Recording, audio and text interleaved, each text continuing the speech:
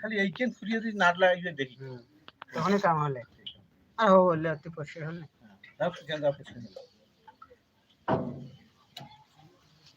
রং দিছে কেন ঘুরাই দিছে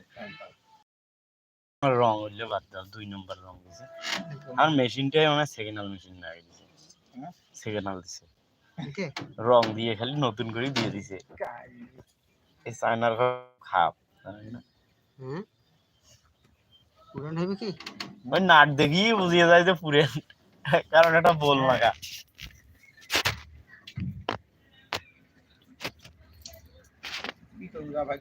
হ্যাঁ